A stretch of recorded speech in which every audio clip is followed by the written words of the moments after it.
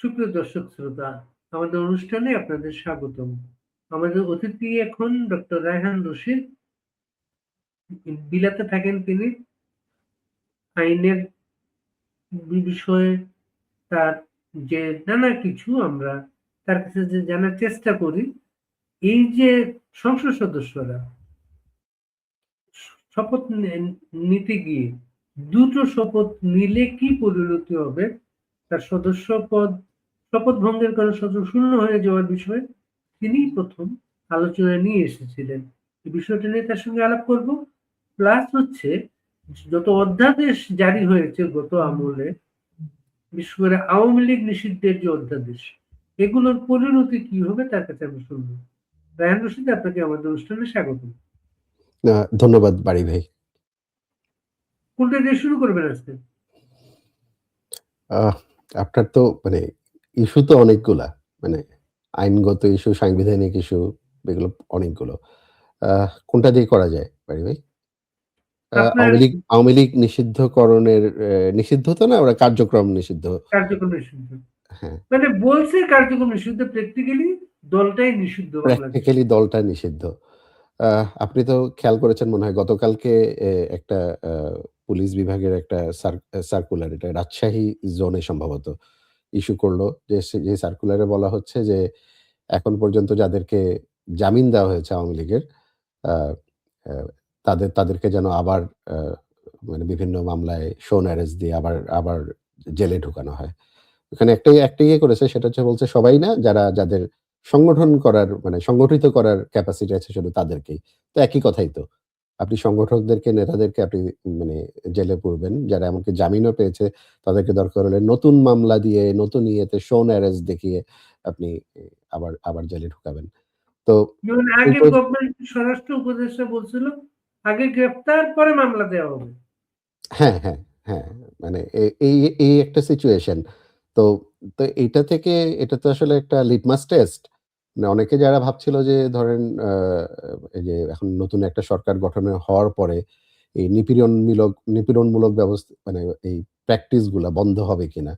তো আমরা সেটার আসলে কোনো নমুনা দেখছি না। আগে যেই এজেন্ডা নিয়ে একটা দলকে পুরাপুরি ক্রাশ করার চেষ্টা, একটা রাজনৈতিক দল যেটা আসলে দেশের একটা উল্লেখযোগ্য সংখ্যক মানুষকে রিপ্রেজেন্ট করে, সেই একই প্রক্রিয়াটা আসলে চলমান দেখছি। এবং এইটা যদি না পাল্টায় তাহলে আমাদের আসলে কিছুই পাল্টাবে না। মানে এটা এটা এটা এটা খুব মানে এটা এটা এটা এই জিনিসটা নজরে রাখা দরকার আরকি। যে কি হচ্ছে।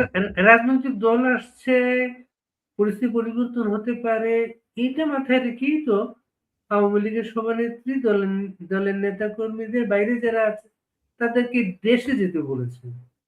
কিন্তু এই জিনিসটা যদি উগ্র না হয় বা এইটার যদি অধ্যাদেশ সুরাহা না হয়, সে এসেই তো অ্যারেস্ট হবে সবাই।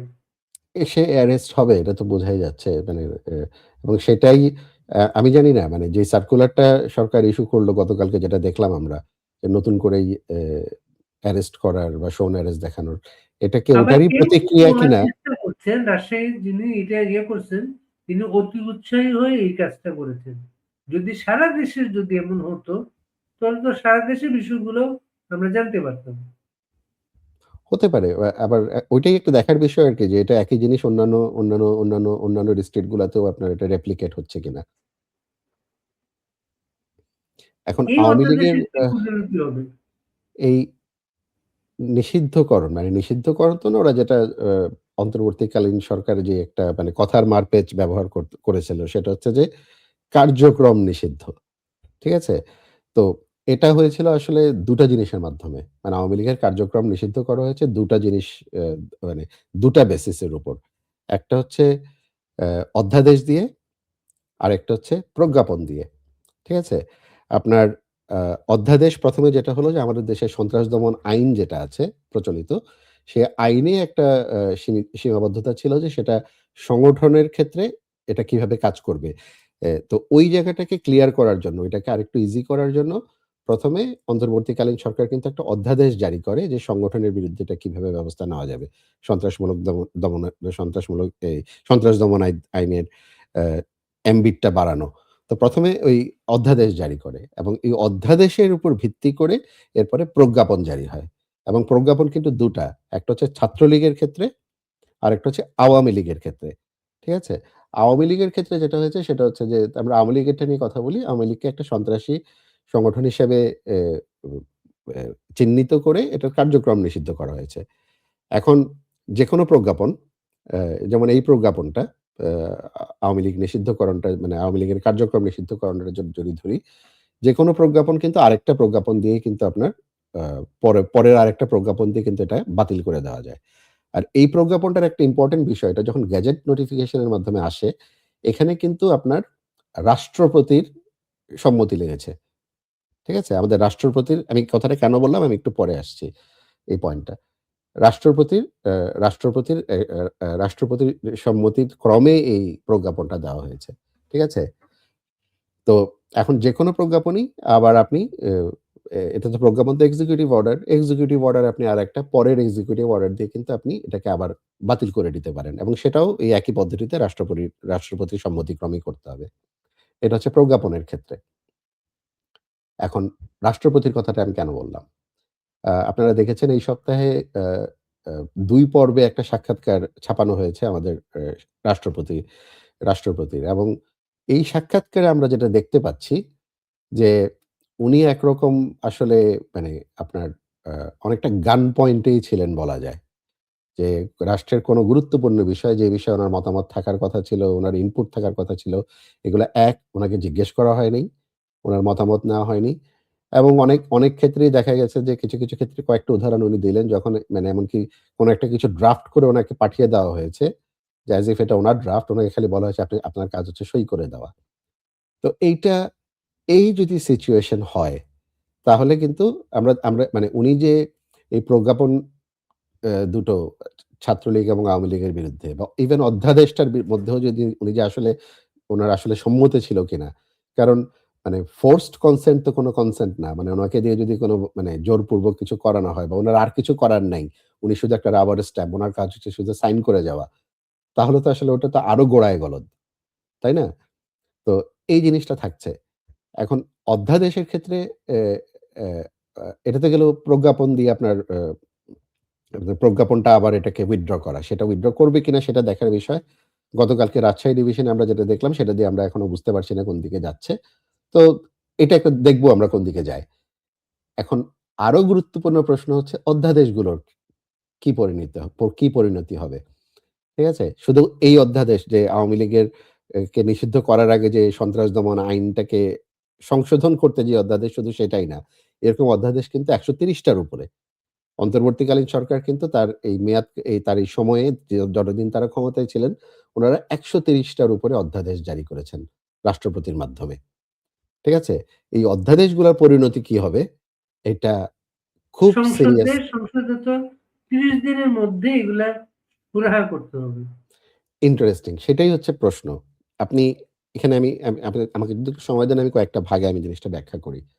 আ পার্লামেন্ট যখন সেশনে থাকে না, আ পার্লামেন্টের অবর্তমানে রাষ্ট্রপতি অধ্যাদেশ জারি করতে পারেন। ঠিক আছে? এখন সেই অধ্যাদেশ কিন্তু জারি করার যে রাষ্ট্রপতির যে ক্ষমতা বা রাষ্ট্রপতির আ যে ভূমিকা এটা কিন্তু একচেটিয়া বা অ্যাবসোলিউট কোনো ভূমিকা না। আ আমাদের সংবিধানের ৯৩ অনুচ্ছেদ যেটা, সেখানে কিন্তু বলা আছে যে, "if the president is satisfied" এটা কিন্তু ১ম requirement. "If the president is satisfied that" যে এটার প্রয়োজনীয় পরিস্থিতি রয়েছে এই অধ্যাদেশটা জারি করার। ১ম কথা হচ্ছে if the president is satisfied. এটা ডক্টর ইউনুস স্যাটিসফাইড হলে চলবে না। আসিফ নজরুল স্যাটিসফাইড হলে চলবে না। উনাদের আরো যা আছে উনারা স্যাটিসফাইড হলে হবে না। প্রেসিডেন্টের নিজের এ বিষয়ে স্যাটিসফাইড হতে হবে। প্রেসিডেন্টের নিজে বুঝতে হবে যে এটা দরকারি। এখন আমরা আমরা আ প্রেসিডেন্টের যে সাক্ষাৎকারে আমরা যেই তথ্যগুলা জানতে পারছি, এটাতে দেখে তো মনে হচ্ছে না যে উনি আসলে কোন স্বাধীন মতামত উনি এক্সারসাইজ করতে পেরেছেন। এটা তো দেখে মনে হচ্ছে না। মনে হচ্ছে যে উনি যা কিছু ঘটেছে সবই এক ধরনের চাপের মুখে হয়েছে। উনি শুধু একটা রাবার স্ট্যাম্পের ভূমিকা পালন করেছেন। তাহলে এইভাবে যদি প্রেসিডেন্টকে দিয়ে যদি আপনার অধ্যাদেশগুলা যদি হয় তাহলে তো গোড়ায় গলদ এবং সেটা তো এটার বৈধতা পরে পার্লামেন্ট পর্যন্ত যাবে কিনা সেটা তো আরো অনেক পরের ব্যাপার। এটা তো শুরুতেই এটা বাতিল। আচ্ছা। তা আরেকটা হচ্ছে যারা উনাকে দিয়ে এভাবে অধ্যাদেশ একের পর এক ১৩০ টা না ৩৩ টা স্বাক্ষর করালেন, ইস্যু করালেন। আ তাহলে তাদের দায় কি? তাদের তো দায় আরো সিরিয়াস। আপনি অ্যা এটা মানে রাষ্ট্রের ক্ষমতার অপব্যবহার বলেন, ক্ষমতা গ্র্যাব করা বলেন, এটা তো চূড়ান্ত পর্যায়ের ক্ষমতা গ্র্যাব এবং অবৈধভাবে, হ্যাঁ? এবং এটা হচ্ছে অধ্যাদেশের মানে ১ম কথা যে প্রেসিডেন্ট স্যাটিসফাইড যদি না হয়ে থাকে, তাহলে সেই অধ্যাদেশগুলোর একরকম পরিণতি। এখন ধরে নিলাম আচ্ছা সে প্রশ্নে যদি আমরা না যাই, তারপরেও যদি ধরে নিই যে ঠিক আছে অধ্যাদেশগুলো হয়ে গেছে, সাইন হয়ে গেছে তাহলে এটার পরিণতি কি হবে? এখন প্রেসিডেন্টের ক্ষমতা আছে অধ্যাদেশ ইস্যু করার। কিন্তু এই ক্ষমতা তো একচেটিয়া না। এই ক্ষমতা কিন্তু আপনার আ মানে আমাদের সংবিধানের ৯৩ অনুচ্ছেদে কিন্তু সেই ক্ষমতাটাকে কিন্তু আপনার অনেকগুলা বিষয়ে কিন্তু কিছু শর্ত দেওয়া আছে।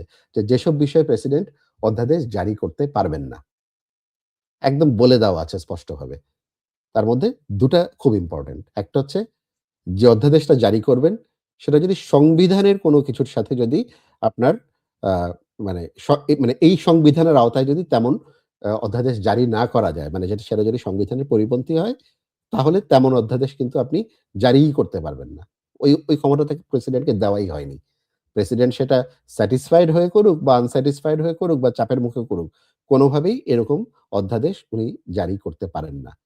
আরেকটা হচ্ছে বলা হচ্ছে স আরেকটা যেটা লিমিটেশন দেওয়া আছে ৯৩ অনুচ্ছেদে সেটা হচ্ছে যে, এমন কোন অধ্যাদেশ জারি করতে পারবেন না যেটা আপনার সংবিধানের কোন এখনকার কোন বিধানকে যেটা আ পাল্টায়। পাল্টায় বা রিপিল করে বা চেঞ্জ করে। এই জিনিসগুলা করা যাবে না। তাহলে আপনি খেয়াল করেন যে ১৩০-৩৩ টা অধ্যাদেশ হয়েছে।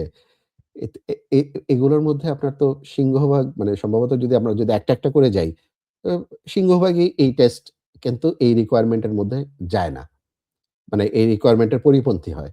এবং অধ্যাদেশগুলার কিন্তু সেখানেই বৈধতা আপনার মানে গোড়াতেই কিন্তু এটা শেষ হয়ে যাচ্ছে।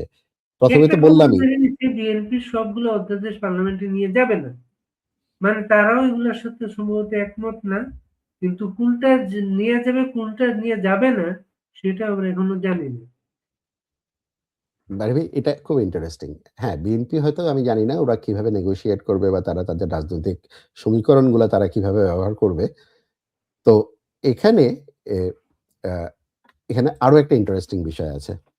ধরেন আমি ধরে নিলাম যে বিএনপি যে ১৩৩ টা অধ্যাদেশই পার্লামেন্টে ১ম দিন সংসদ যখন ১ম যেদিন অধিবেশনে বসবে সেটা হচ্ছে আসছে মার্চের ১২ তারিখ। তাই তো? হ্যাঁ, ১২ তারিখ। তো ১২ তারিখ আমি ধরে নিলাম যে সবগুলো অধ্যাদেশই বিএনপি পার্লামেন্টে পেশ করবে। যেটা হচ্ছে আইনের রিকোয়ারমেন্ট। যে মানে পার্লামেন্ট তার ১ম অধিবেশন যেদিন বসবে সংবিধানের ৯৩ অনুচ্ছেদ বলে যে ১ম দিনই সেই অধ্যাদেশগুলোকে সবগুলোকেই আপনার আ বিবেচনার জন্য পার্লামেন্টে পেশ করতে হবে সাংসদদের সামনে। এখন ইন্টারেস্টিং হচ্ছে আমাদের ১৯৩ অনুচ্ছেদের যে ২ উপ উপ উপ উপবিধানটা আছে সেখানে কিন্তু খুব একটা ইন্টারেস্টিং কথা বলা আছে। ওখানে সাংসদদেরকে কিন্তু এই অধ্যাদেশগুলোকে অ্যাপ্রুভ করার কোনো ক্ষমতা দেওয়া হয়নি। তাদেরকে যেটা ক্ষমতা দেওয়া হয়েছে অধ্যাদেশগুলো আ আমি এক্সাক্ট ইয়েটা বলি। আ আ যে যেটা করতে পারবেন তারা সেটা হচ্ছে যে অধ্যাদেশগুলোকে আপনার ডিসঅ্যাপ্রুভ করতে পারবেন। অথবা এটা নিয়ে আলোচনার জন্য মুক্ত করতে পারবেন। ওগুলা করতে পারবেন। উনারা কিন্তু অধ্যাদেশগুলোকে অনুমোদন দিতে পারবেন না। এটার কিন্তু লিমিটেশন আছে ৯৩ ২ অনুচ্ছেদে। ঠিক আছে? তার মানে কি? তাহলে যদি অনুমোদন না দিতে পারেন, তারা যেটা করতে পারেন, এক হচ্ছে অধ্যাদেশগুলো পত্রপাঠ তারা একটা রেজোলিউশন নিয়ে আ বা সংসদে এগুলা বাতিল করে দিতে পারেন। মানে যে কয়টা বাতিল করতে চান। আরেকটা হচ্ছে অ্যা অথবা এটা আলোচনার জন্য মুক্ত রাখতে পারেন। কিন্তু যেটাই উনারা করুন, সেই পুরা প্রসেসটা ৩০ দিনের মধ্যে তাদের কমপ্লিট করতে হবে। এই যে ডিসঅ্যাপ্রুভ করা বা আলোচনার জন্য মুক্ত করা, এই পুরা জিনিসটা ৩০ দিনের মধ্যে করতে হবে। এবং ৩০ দিনের মধ্যে যদি উনারা এই প্রক্রিয়াটা সম্পন্ন না করতে পারেন, তাহলে এই অধ্যাদেশগুলোর কিন্তু আপনার সবগুলার অটোমেটিক মৃত্যু ঘটবে। এটা হচ্ছে আমাদের সংবিধানের আ এখনকার পরিস্থিতি। এই হচ্ছে বিধান। এখন এখন যে বিএনপি বা আমাদের সাংসদরা তারা যদি সংবিধান অনুযায়ী যান, আমি তো দেখছি যে ১৩০ টা অধ্যাদেশ আপনার আপনার আমি তো এগুলা সরাসরি অনুমোদিত হয়ে যাওয়ার কোনো লক্ষণই দেখছি না। মানে কোনো উপায়ই দেখছি না। আরেকটা জিনিস হচ্ছে, উনারা যদি এটাকে মনে করেন যে এটাকে অ্যাপ্রুভ করবেন, ঠিক আছে? বা এটা আলাপ আলোচনার ভিত্তিতে এটাকে মানে কিছু অধ্যাদেশকে রেখে দিবেন। সেক্ষেত্রেও রিকোয়ারমেন্ট কিন্তু আপনার যে অবস্থায় অধ্যাদেশটা আছেন তারা কিন্তু সে অবস্থায় সেটাকে নিতে পারবেন না। উনাদেরকে নরমালি আমাদের সংসদে যেভাবে আইন প্রণীত হয়, সেই প্রক্রিয়াটাকে উনাদের অনুসরণ করতে হবে। দরকার হলে সেটা হয়তো এই অধ্যাদেশের হুবহুই একটা কপি হতে পারে। এবং নরমালি আমাদের আইনগুলা যেভাবে আপনার ১ম পার্ট, ২য় পার্ট, বিল তৈরি, তারপরে প্রেসিডেন্টের অনুমোদন, এভাবে যে পূর্ণাঙ্গ আইনে পরিণত হয়, এই পুরা আইন প্রণয়ন প্রক্রিয়ার মধ্যে দিয়ে যেতে হবে। আমি তো দেখছি না ৩০ দিনে উনারা এই কাজটা কিভাবে করবেন? উনারা যদি এই সংবিধানের অ্যাম্বিট এর মধ্যে থাকেন। তো আমি দেখছি যে মানে এক ধরনের মানে অধ্যাদেশগুলোর এক ধরনের আ মানে সবগুলোরই মনে হয় সম্ভবত আমাদের মৃত্যু হতে যাচ্ছে। যদি আমরা আইন আইন আইন আইন অনুসরণ করি। আর আর কথা হচ্ছে আমি তো আগেই যেটা বলেছি না, আপনি সংসদে কি করবেন সেটা তো অনেক পরের কথা। এটার তো আরো গোড়াতে গলদ। গোড়াতে গলদ হচ্ছে যে, এক হচ্ছে প্রেসিডেন্টের যেই ক্ষমতার মধ্যে নাই, প্রেসিডেন্ট যে বিষয়ে অধ্যাদেশ দিতে পারেন না, সেসব বিষয়ে উনাকে দিয়ে অধ্যাদেশ প্রণয়ন করানো হয়েছে। ঠিক আছে? আপনি যদি এরকম একটা, একটা করে প্রত্যেকটা অধ্যাদেশের মধ্যে দিয়ে যান। আর ২ হচ্ছে, ইভেন যদি সেগুলাও যদি আপনার ধরে নেই যে সেই ক্রাইটেরিয়া যদি আমি বাদ দেই, একটা বলবেন যেগুলো প্রেজেন্ট করতে পারেন না তার নামে অধ্যাদেশ হয়েছে? আ এই যে যেমন ধরেন আপনার এই যে জুলাই সনদ, তারপরে আপনার জুলাই সনদকে ঘিরে যে অধ্যাদেশ ধরেন, এটা তো সরাসরি আপনার সংবিধানকে পরিবর্তন করার কথা বলা হয়েছে। ঠিক আছে? সংবিধানের আপনার ভবিষ্যৎ সংবিধান কি হবে সেটা ডিক্টেট করে দেওয়া হচ্ছে। সেটা তো আপনার আইনে স্পষ্ট বলে দেওয়া আছে যে এরকম অধ্যাদেশ করা যাবে না। এসব বিষয় মানে যেটা যার বিষয় না, সেই বিষয়ে সে নাকই গলাতে পারে না। সেই বিষয়ে কোনো তার ক্ষমতাই নেই এই অধ্যাদেশ প্রণয়নের।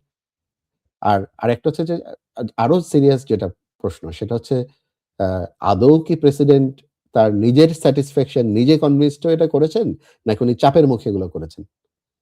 এই বিষয়গুলোতে এই প্রশ্নগুলা আ শুধু আইন অঙ্গনের জন্য যে ইম্পোর্টেন্ট গুরুত্বপূর্ণ তা না কিন্তু। এটা রাজনৈতিক অঙ্গনের জন্য গুরুত্বপূর্ণ।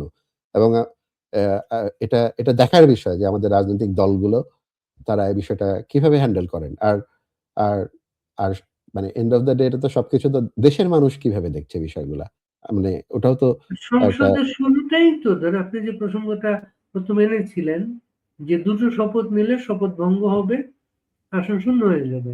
এমন একটা পরিস্থিতি কিন্তু কেউ acknowledgement এ আসছেন না এই ব্যাপারে। না সরকারি দল, না বিরোধী দল, না আদালত। কেউ কিন্তু বিষয়টা নজরে আসছেন না। মানে এটার ফয়সালাটা কি? আহ এখন কথা হচ্ছে যে প্রশ্নটা তো আইনগত প্র বা মানে মানে প্রশ্নটাতে কিছু তো রাজনৈতিক ব্যাপার আছে আর কিছুটা তো আইনগত প্রশ্ন। আইনগত মানে ফয়সালাটা কি হতে পারে সেটা বড়জোর হয়তো আমরা আলোচনা করতে পারি। আর বাকি যেটা রাজনৈতিক ফয়সালার বিষয় সেটা তো মানে আমাদের ডোমেইনের বাইরে। আমরা ওই বিষয়ে হয়তো স্পেকুলেট করতে পারি, মতামত দিতে পারি, জল্পনা-কল্পনা করতে পারি।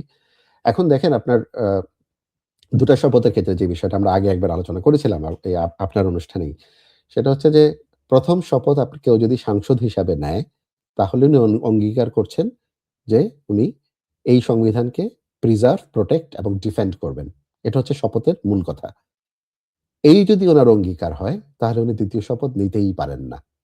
২য় শপথের আওতায় কাজ করা তো দূরের কথা। উনি শপথ নিতেই পারেন না। কারণ ২য় শপথ যেটা ছিল সেটা হচ্ছে যে যেটা আ ৭৮ জন সাংসদ নিয়েছে জামায়াত, এনসিপি সহ অন্যান্যরা। বিএনপির বাইরে বাকি সবাই।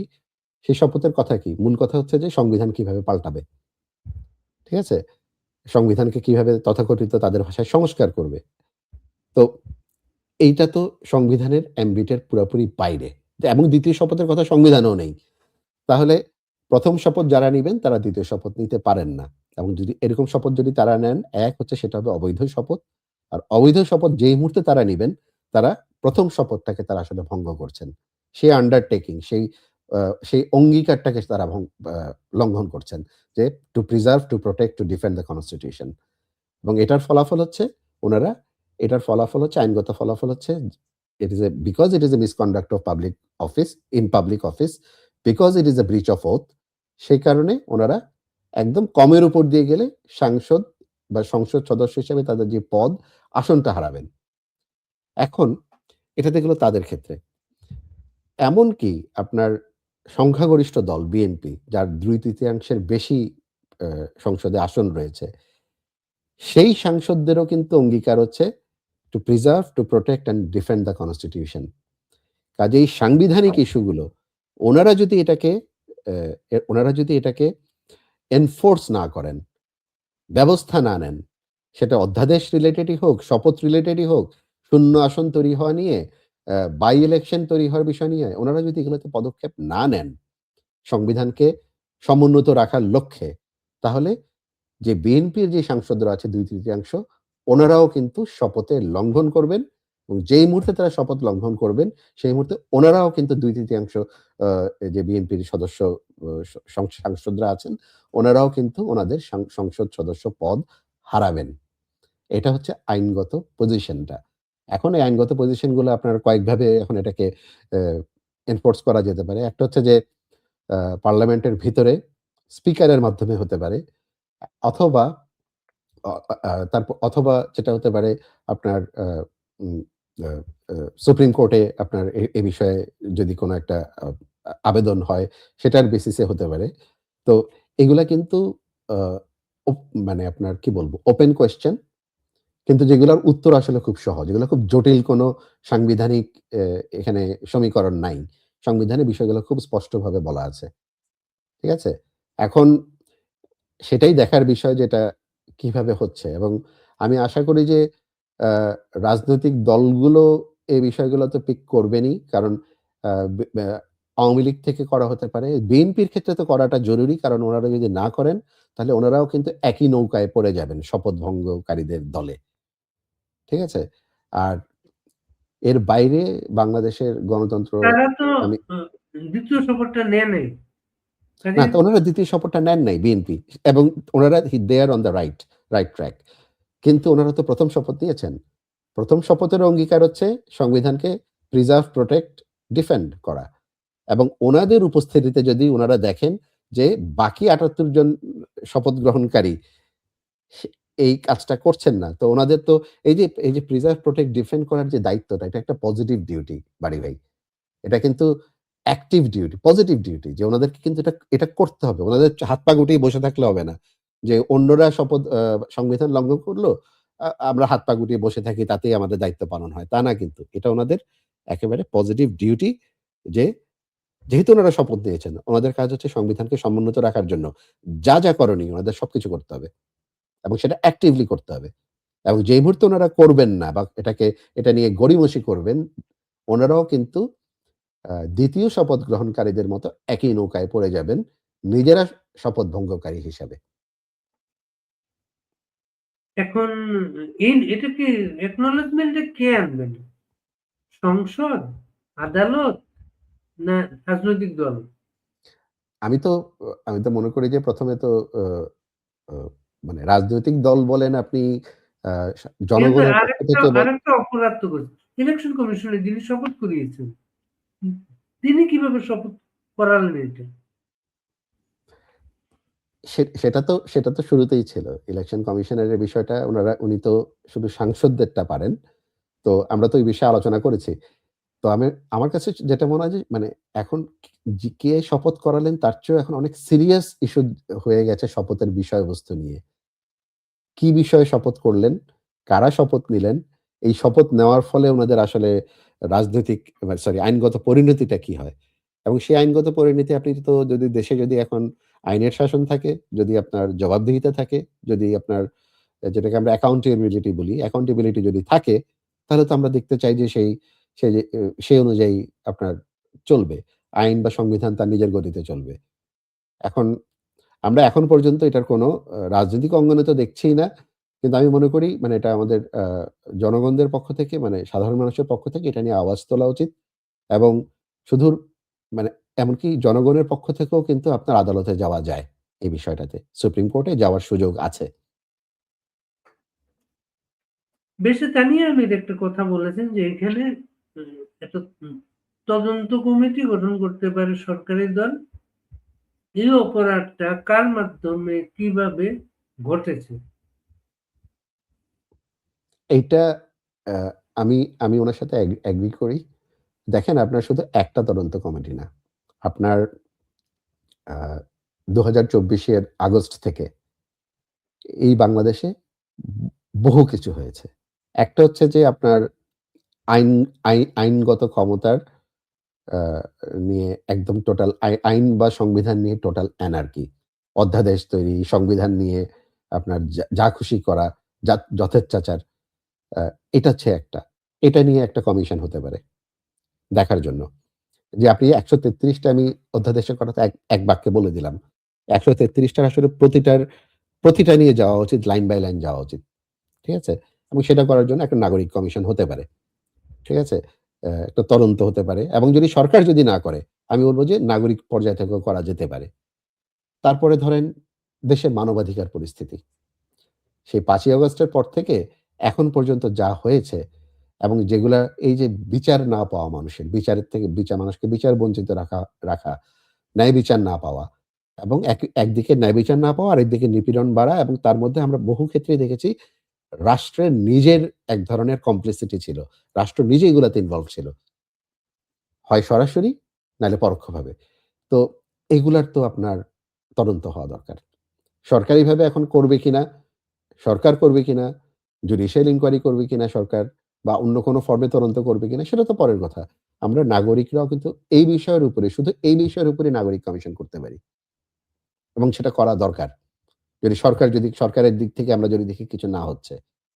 তৃতীয়ত দেশের সম্পদ, দেশের সার্বভৌমত্ব, দেশের অর্থনীতি নিয়ে যে সিদ্ধান্তগুলা নেওয়া হয়েছে, ঠিক আছে?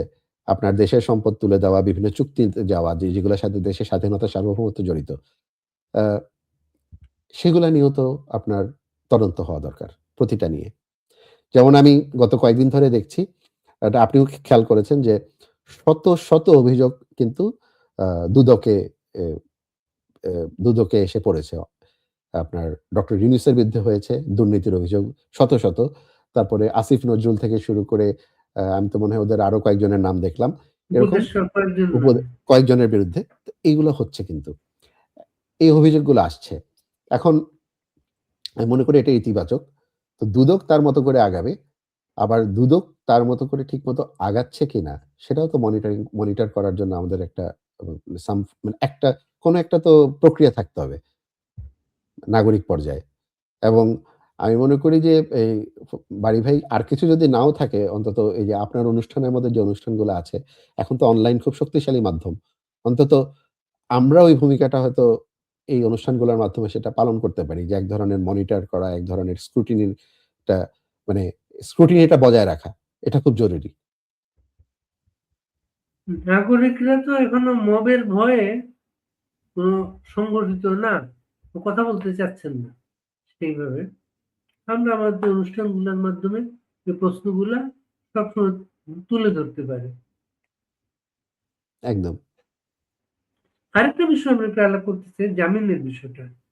জামিন তো আমরা যেখানে আছি জানি এটা অধিকারের বিষয়।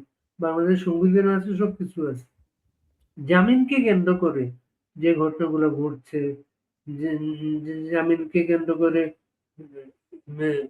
বরিশালের আদালতের একটা ঘটনা দেখলাম। আজকে এটা একটা মিছিল হলো সুপ্রিম কোর্টে। এগুলা আইনের শাসনের কোনো good symbol for the future? এগুলো তো আইনের শাসন যে নাই, এগুলো হচ্ছে সেটার সিম্বল। মানে সেটার সিম্বল না, সেটার লক্ষণ বলবো আমি। ঠিক আছে? এই আপনি এই যে এখন যেটা জামিন নিয়ে যেটা হচ্ছে, এটা তো আসলে আজকে হচ্ছে না, এটা গত ১৭-১৮ মাস ধরেই তো হচ্ছে। তাই না? আপনার আ জামিনকে ঘিরে মামলায় কোনো একটা এফআইআর এ কারো নাম ঢুকিয়ে দেওয়া, এটা ঘিরে মামলা বাণিজ্য, জামিন বাণিজ্য এগুলো তো হয়েছে। মানে ব্যাপক আকারে হয়েছে। শুধু যে শুধু যে রাজনৈতিক উদ্দেশ্য প্রণোদিতভাবে হয়েছে তা না। এর বাইরেও মানে একদম ক্লিন কাট করাপশন হিসেবেও হয়েছে এই জিনিসগুলো। এবং যেটা আমি বললাম না এজন্য যে আমি যখন দেশের মানে এগুলো নিয়ে তদন্ত হওয়া দরকার। তদন্ত না মানে আ রাষ্ট্রীয়ভাবে যদি না হয় অন্তত নাগরিক পর্যায়ে অন্তত হওয়া উচিত। এই জিনিসগুলোর ডকুমেন্টেশন হওয়া দরকার এবং আপনার এট লিস্ট আমাদের এগুলো চিহ্নিত করা উচিত যে কি প্রক্রিয়ায় হয়েছে, প্যাটার্ন গুলা কি ছিল, কারা জড়িত ছিল। তাজুলকে বাদ দেওয়ার ব্যাপারটা নতুন কোনো আশা করা যায় ট্রাইব্যুনাল থেকে? আহ, এটা যদি আপনি একটু আগে থেকে দেখেন, ২৪ আগস্ট মাসে কিন্তু সরকার পরিবর্তনের সাথে সাথে ৫ই আগস্টের পরেই সম্ভবত ৬ই আগস্টেই আপনার একদল আইনজীবী জামাত এবং বিএনপি তারা যেয়ে কিন্তু মানে যেটা পত্রিকায় রিপোর্টেড হয়নি কিন্তু আমরা জানি এটা হয়েছে। যারা জড়িত বা যারা আমাদের সহকর্মীরাই জানিয়েছেন যে দখল নেওয়া হয়। ট্রাইব্যুনাল রিলেটেড সমস্ত প্রতিষ্ঠানগুলা, সমস্ত দপ্তরগুলার তালা মেরে দিয়ে এক ধরনের দখল নেওয়া হয়, চর দখলের মতো। এভাবে এটা শুরু। এরপরে তো ধরেন তাজুল ইসলামদেরকে আ তারপরে ও এবং তার সাথে উনার যেই সাঙ্গপাঙ্গরা আছেন উনাদেরকে আপনার আ রাষ্ট্রীয়ভাবে নিয়োগই দেওয়া হলো পুরা ট্রাইব্যুনালটাতে। এখন সরকার পরিবর্তনের পরে যেটা হচ্ছে যে আমরা দেখলাম যে তাজুল ইসলাম এ উনাকে রিপ্লেস করে এখন আরেকজনকে চিফ প্রসিকিউটর বানানো হলো। আবার ঠিক যেদিন উনাকে রিপ্লেস করা হলো সেদিনই আপনি খেয়াল করবেন যে উনার আরেকজন সহকারী প্রসিকিউটর, আরেকজন প্রসিকিউটর, ফেলো প্রসিকিউটর উনি কিন্তু অভিযোগ তাজুল ইসলাম এবং আরো আর আ আ আরো আরো আরো আরো কয়েকজন প্রসিকিউটরের বিরুদ্ধে অভিযোগ করেছেন যে উনারা আ দুর্নীতিতে জড়িত ছিলেন। এই ট্রাইব্যুনালের মামলাগুলা ঘিরে কার মামলা আগাবেন, কাকে রাজসাক্ষী বানাবেন, এরকম কয়েকটা উদাহরণ দিয়ে বলেছেন এবং উনি দাবি করেছেন, যে প্রসিকিউটর এই অভিযোগটা এনেছেন উনি দাবি করেছেন যে উনার কাছে এগুলার তথ্য প্রমাণ আছে। এখন এখন কথা হচ্ছে যে এই বিষয়টা যখন জিজ্ঞেস করা হলো নবনিযুক্ত চিফ প্রসিকিউটরকে, আ উনি কিন্তু বলেছেন উনি বিষয়ে কোনো মন্তব্য করতে চান না। সেটা আন্ডারস্ট্যান্ডেবল যেহেতু বিষয়টা একদমই আর্লি স্টেজে। কিন্তু উনি বলেছেন যে যেটা আমার কাছে খুব হাস্যকর লেগেছে উনার যে কথাটা সেটা হচ্ছে উনি বলেছেন যে, উম "এ বিষয়ে যদি কোনো ফরমাল অভিযোগ হয় তখন দেখা যাবে।" এখন মানে কি ফরমাল অভিযোগটা কে করবেন? মানে আমি রায়হান রশিদ করব, আপনি ফজলুল বারী করবেন, তারপর ওনাদের নজরে নিবেন? নাকি এটা ওনাদের প্রতিষ্ঠান নিয়ে এই ব্যাপার যে ওনারা পুলিশ যে মাঝে, মাঝে শুনি আমরা বলে উম ইয়ে থেকে যদি কেউ মামলা দায়ের করে আইনগত ব্যবস্থা নেওয়া হবে। হ্যাঁ, মানে কেন অথচ মানে অন্য করতে পুলিশেরই হবে তো দায়িত্ব বিষয়টাকে তো আমার কাছে আইনের ওই আওতায়। জিনিসটাই ওইটাই খুব হাস্যকর মনে হয়েছে এই কথাটা। হ্যাঁ? মানে একদম মানে আমি বলব যে এটার মানে আ খুবই হাস্যকর উনি যেটা বলেছেন। আর আরেকটা হচ্ছে এটা যদি যে অভিযোগটা এসছে, এক হচ্ছে এটা তদন্ত হওয়া দরকার। এবং আমি এটা আরো দেখতে চাই যে তাজুল ইসলাম অবশ্য বলেছেন যে এগুলা নাকি সব মিথ্যা বানোয়াট এবং এগুলা নাকি ব্যক্তিগত অ ক্ষোভপ্রসূত অভিযোগ এসব। উনি দেখলাম যে উনি কিছু সোশ্যাল মিডিয়াতে মনে হয় কিছু চিঠিপত্রের কপি-টপিও প্রচার করছেন উনি। কিন্তু বিষয়টা তো মিডিয়া ট্রায়াল এর বিষয় না। এই বিষয় তো আসলে Facebook এ অভিযোগ পাল্টা অভিযোগের বিষয় না। এই বিষয়টা তদন্ত হতে হবে। এটা সিরিয়াস অ্যালিগেশন এবং সেই তদন্তটা ভালোভাবে হতে হবে এবং আমরা জানতে চাই কি হয়েছে। কারণ এটা যদি সত্যি হয়ে থাকে তাহলে এটা তো মানে আরো অনেক সিরিয়াস বিষয়কে ইঙ্গিত করে। কারণ এই তাজুল ইসলাম হচ্ছে আপনার কোন মামলাগুলোর উনি চিফ প্রসিকিউটর।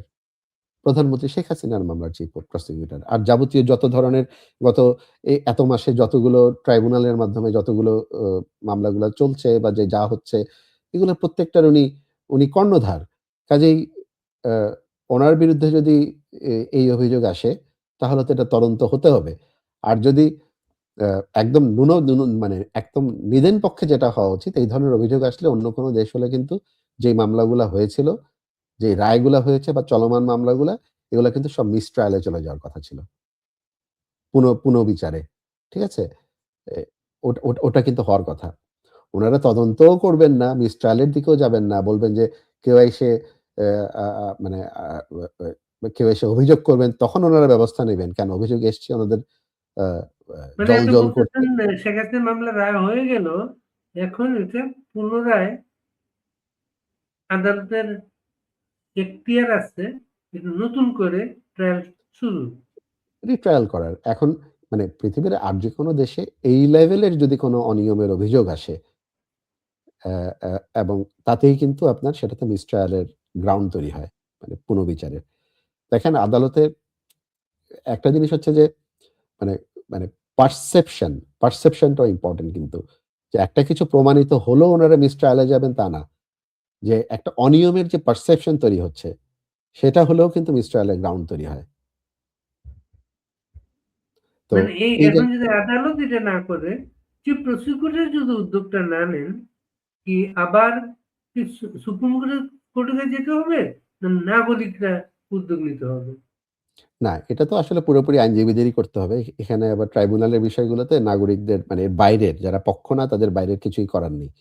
একটা হচ্ছে যে অভিযুক্ত বা আসামি পক্ষ যাদের বিরুদ্ধে রায় হয়েছে তারা পারেন করতে। চিফ প্রসিকিউটর নিজে পারেন। তো আইদার ডিফেন্স টিম থেকে অথবা প্রসিকিউশন টিম থেকে। এবং আমি মনে করি বিচারকরা, ট্রাইব্যুনালের বিচারপতিরা নিজেরাও স্বতঃপ্রণোদিত হয়ে করতে পারেন এই কাজটা। আমরা তো যেটা এটা গত 18 মাসে কোন একজন বিচারপতিকে উনি যে নিজেরা সুও মোটো করেন, গত 18 মাসে আমি একটা নজির নেই কিন্তু। না, নাই, নাই। একেবারেই কোনো নজির নাই এবং, এবং এটা প্রবাবলি এক্সপেক্টেড। মানে মানে আমি অবাক হইনি তাতে। তো এখন তাজুল ইসলামের ক্ষেত্রে যেটা হচ্ছে যে ধরেন আ উনার বিরুদ্ধে করাপশন এর যে অভিযোগ এসছে। আমি তো মনে করি তার চেয়েও অনেক মানে আমি কিন্তু করাপশন এর এই আলোচনাতে যেতেই চাই না। আমি বরং মোর কনসার্নড হচ্ছি উনি এক হচ্ছে উনি যখন প্রসিকিউটর হয়েছেন, উনার যে নিয়োগটা, উনার নিয়োগটাই ছিল কনফ্লিক্ট অফ ইন্টারেস্ট। দুটো কারণে। একটা হচ্ছে আ আপনি মানে আপনি তো এর আগে তো যেমন আমরা সবাই জানি যে উনি এর আগে আসামি পক্ষের যুদ্ধাপরাধী যারা ছিলেন, মানবতা বিরোধী অপরাধের অভিযুক্ত যারা তাদের আইনজীবী। এমনকি সেটাও মাইনর কারণ। যেটা আরো যেই কারণে উনার কনফ্লিক্ট অফ ইন্টারেস্ট সেটা হচ্ছে যে উনি যখন এই ট্রাইব্যুনালে জুলাইয়ের সংগঠিত ঘটনাবলীর প্রসিকিউট করার জন্য দায়িত্ব নেন, এটাই দায়িত্ব উনি নিতে পারেন না। কারণ হচ্ছে উনি জুলাই মাসে উনি নিজে আপনি জুলাইয়ের আন্দোলনকারীদের পক্ষে অবস্থান নিয়েছিলেন। আপনার আন্তর্জাতিক অপরাধ আইনে আমরা যদি একদম রিসেন্ট সব আ আ আমরা পজিশনটাও যদি দেখি যেমন ওইখানে বিচারকও তো ছিলেন আন্দোলনে। আন্দোলনে উনি আপনার আ বিনামূল্যে আইনি সহায়তা দেওয়া থেকে শুরু করে রাজনৈতিক বক্তব্য দেওয়া থেকে শুরু করে উনি কি করেন নাই? তো উনি উনি তাদের আইনজীবী ছিলেন। কাজেই জুলাই ঘটনাবলীর পরিপ্রেক্ষিতে যত ধরনের মামলা ট্রাইব্যুনালে হবে, উনি তো সেটার প্রসিকিউটর হতে পারেন না। কারণ সাম্প্রতি আমি একটা উদাহরণ দিই আপনি যেটা আরেকটা মামলার আইনজীবী হুম, জিয়াউল হাসানের মামলার আইনজীবী আমাদেরকে বলেছেন তার কাছে 400 কোটি টাকা চাওয়া হয়েছে। তিনি বলেছেন আমার পুরা গোষ্ঠীর সম্পত্তি বিক্রি করলেও 100 কোটি টাকা হবে না আমাদের। এটা তো খুব সিরিয়াস অভিযোগ এবং অ্যা আ আপনি আপনি যার কথা বললেন, তো এখন তো মনে হচ্ছে যেই নতুন তথ্যগুলো উঠে আসছে, উনার বিরুদ্ধে আপনার তাজুল ইসলামের বিরুদ্ধে এবং আরেকজন অন্য আরেকজন প্রসিকিউটরের বিরুদ্ধে যে উনারা এক ধরনের সিন্ডিকেট চালাতেন। অ্যা এটা তো এখন শুনে মনে হচ্ছে যে মানে we see some resonance with those allegations কিন্তু আমি আবারও বলতে চাই এগুলো অ্যালিগেশন এবং মানে এগুলার তদন্ত হওয়া দরকার। তদন্ত হওয়া দরকার এবং তাজুল ইসলাম যদি এ বিষয়ে আ নির্দোষ হয়ে থাকেন, আমি তো মনে করি সেজন্যও তদন্ত হওয়া দরকার সো দ্যাট হি ই এ মানে যে আ উনি উনার নিজেকে নির্দোষ প্রমাণ করতে পারেন। এ মানে নির্দোষ প্রমাণ হওয়াটাও তো উনার অধিকারের মধ্যে পড়ে। তো এই জায়গাটা I acknowledge কিন্তু these are serious issues এটাকে হ্যান্ডেল করতে হবে। এটা বললে হবে না যে অভিযোগ আসুক তখন তদন্ত করব এসব বললে হবে না। এগুলা সরকারকে এগুলার তদন্ত করতে হবে। ট্রাইব্যুনালকে এটার ব্যবস্থা নিতে হবে। আর আরেকটা জিনিস যেটা আমি বলছিলাম না আপনার কনফ্লিক্ট অফ ইন্টারেস্ট এর আমি বরং সেটা নিয়ে মোর কনসার্নড। একটা তো কনফ্লিক্ট অফ ইন্টারেস্ট আন্তর্জাতিক অপরাধ আইনে আ তাজুল ইসলাম যেভাবে জুলাই আন্দোলনের সমর্থনকারী হয়ে জুলাই সংক্রান্ত বিচারের প্রসিকিউটর হচ্ছেন এটা পারেন না। কারণ ইন্টারন্যাশনাল ক্রিমিনাল কোর্ট যেটা আপনার আ আ হেগে রোম স্ট্যাটুট এর মাধ্যমে যেটা তৈরি, এমনকি সেটারও কয়েক মাসের আগের একটা আপনার রায় আছে। রায়টা হচ্ছে যে আপনার যে চিফ প্রসিকিউটর আ ইন্টারন্যাশনাল ক্রিমিনাল কোর্টের ও উনি কিন্তু ডিসকোয়ালিফাইড হলেন একটা মামলা থেকে কনফ্লিক্ট অফ ইন্টারেস্ট এর কারণে। কেন? মামলাটা ছিল আপনার ফিলিপাইনের দুতের্তের বিরুদ্ধে এবং দুতের্তের বিরুদ্ধে যেহেতু মামলাটা ছিল এবং চিফ প্রসিকিউটর এই মামলাটা থেকে ডিসকোয়ালিফাইড হলেন এই কারণে যে দুতের্তের যে ভিকটিম বা দুতের্তের বিপক্ষ শক্তি যারা, এই প্রসিকিউটর তাদেরকে একসময় রিপ্রেজেন্ট করেছেন। সেই কারণে চিফ প্রসিকিউটর ডিসকোয়ালিফাইড হয়ে গেলেন দুতের্তের মামলা থেকে। Because of conflict of interest. Tajul ইসলামের এই সিচুয়েশন তো এক্সাক্টলি দ্য সেইম। যার কনফ্লিক্ট অফ ইন্টারেস্ট মানে উনি তো মানে বায়াসড বা উনি তো মানে কোন আনবায়াসড কোন পক্ষ না। উনি তো আসলে এটার একটা আ আ মানে ইন্টারেস্টেড পার্টি।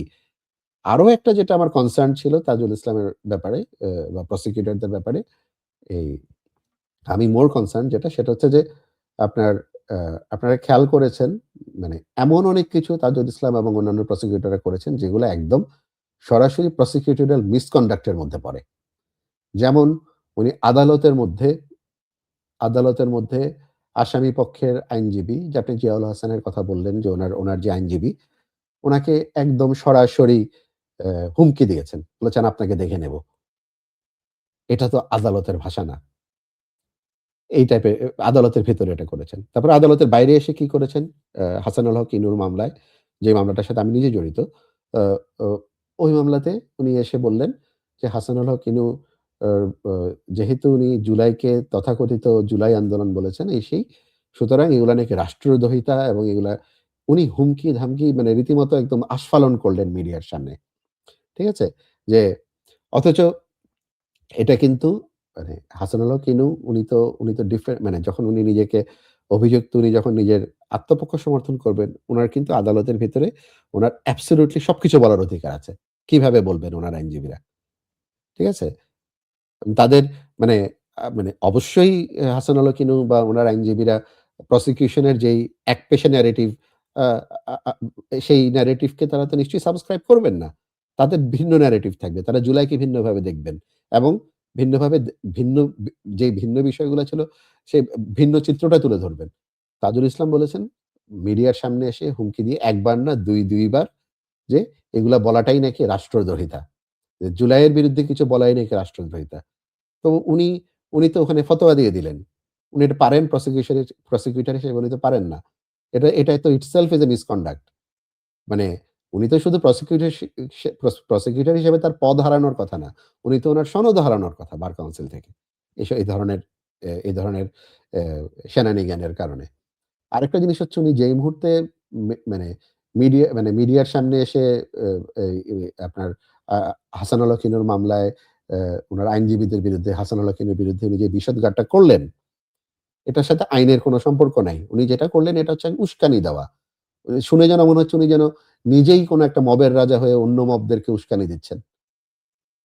তো এগুলো উনি পারেন। তো এই যে এখন যে জিনিসগুলো হচ্ছে যে উনার বিরুদ্ধে এ একটা করাপ্ট সিন্ডিকেট রান করার বিষয়গুলো আসছে। আমি মনে করি মানে আমাকে যদি জিজ্ঞেস করেন এগুলা তো প্রমাণ সাপেক্ষ, তথ্য সাপেক্ষ, তদন্ত সাপেক্ষ। আমি বরং এর চেয়েও বেশি কনসার্নড হচ্ছি উনার মানে কনফ্লিক্ট অফ ইন্টারেস্ট নিয়ে এবং উনার মিসকন্ডাক্ট নিয়ে। প্রসিকিউটরিয়াল যে মিসকন্ডাক্ট গুলো উনি করেছেন। অনেক ধন্যবাদ ডক্টর রায়হান রশিদ। চমৎকার আলোচনার জন্য। হাসানুল হকের মামলার সর্বশেষ অবস্থাটা কি? ওটা দিয়ে আমরা শেষ করি। সর্বশেষ পরিস্থিতি হচ্ছে যে আপনার সরকার পক্ষের সমস্ত সাক্ষ্য শেষ। আর আমাদের অভিযুক্তের পক্ষ থেকে আমরা আমাদের সাক্ষ্যগুলো এখন চলছে। ওগুলো শেষ হয়ে যাবে শিগগিরই। কিন্তু এখানে দুঃখজনক হচ্ছে আমরা অনেক কিছু খুব গুরুত্বপূর্ণ সাক্ষী আ আমরা পেশ করেছিলাম হাসানুল হক ইনুর মানে উনার পক্ষে। যারা ছিল এক্সপার্ট উইটনেস। আ যারা কি মানে একজন তাদের মধ্যে একজন ছিলেন আপনার আন্তর্জাতিক অপরাধ আ আইন বিশেষজ্ঞ। আরেকজন হচ্ছে আপনার আরেকজন এক্সপার্ট উইটনেস আমরা আ রিকোয়েস্ট করেছিলাম আমাদের পক্ষ থেকে। নামও দিয়েছিলাম। যিনি হচ্ছেন আপনার জুলাই ঘটনাবলীর উপর মানে একজন নিরাপত্তা বিশ্লেষক। এবং যার এই বিষয়ে বইও লেখা আছে। এ নিয়ে বই আছে, লেখা আছে। উনি একজন স্বনামধন্য একজন বিশ্লেষক। আ আমরা চেয়েছিলাম যে এই ২ জনকেও আমাদের পক্ষ থেকে মানে হাসানুল হক ইনুর পক্ষ থেকে যেন সাক্ষ্য দিতে বা এক্সপার্ট উইটনেস হিসেবে যেন এদেরকে মঞ্জুর করা হয়। দুঃখজনকভাবে উনাদেরকে মঞ্জুর করা হয়নি। আমরা মানে যেই সাক্ষী নাম দিয়েছিলাম তার মধ্যে মানে আ আ অনেককেই মানে আমাদের অনেক গুরুত্বপূর্ণ সাক্ষীকে আসলে অ্যালাউই করছে না ট্রাইব্যুনাল। তো আমরা দেখছি বিষয়টা কিভাবে যায়। এই যে এলাও করে নাই, এটা নিয়ে কি উচ্চ আদালতে যাওয়া যায়? উম এই স্টেজে যাওয়া যায় না। আ এ একটা হচ্ছে রিভিউ তে যেতে পারি আমরা। আরেকটা হচ্ছে আপিলে যখন যাব তখন আমরা আ আশা করি এই বিষয়গুলো আমরা উত্থাপন করব। কবে নাগাদ শেষ হয়ে যাবে এই মামলা? আপনাদের কি ধারণা? যেভাবে যে স্পিডে চলছে আসানুর ব্যাপারটা? আহ আমি বলতে পারছি না। এটা আ একটু কারণ মানে ট্রাইব্যুনালেও তো কিছু আপনার কিছু অ্যাডমিনিস্ট্রেটিভ আ প্রশাসনিক কিছু পরিবর্তন হয়েছে। তো আ সবকিছুই যেমন সেদিন একটা মামলায় দেখলাম আপনার আ আ আ সাক্ষীরা এই সাক্ষীরা হাজিরই হননি। আমি জানি না কেন হননি। উনারা কি ভয়ে হননি নাকি এটা মানে আ আ প্রশাসনিক আ এই যে টালমাটাল অবস্থা ট্রাইব্যুনালে পরিবর্তন হচ্ছে এগুলোর কারণে হয়নি আমি জানি না। তো আমি আসলে বলতে পারছি না। কতদিন লাগতে পারে কিন্তু এ একটা জিনিস আমরা ঠিক এই মামলা আ আ স্বাভাবিকের চেয়েও বহুগুণ বেশি গতিতে দ্রুত গতিতে আগাচ্ছে হাসানুল হকের মামলাটি। আপনি ভালো থাকবেন ডক্টর রায়হান রশিদ। এই পর্যন্ত আজকে। ধন্যবাদ বাড়ি ভাই। আপনিও ভালো থাকবেন।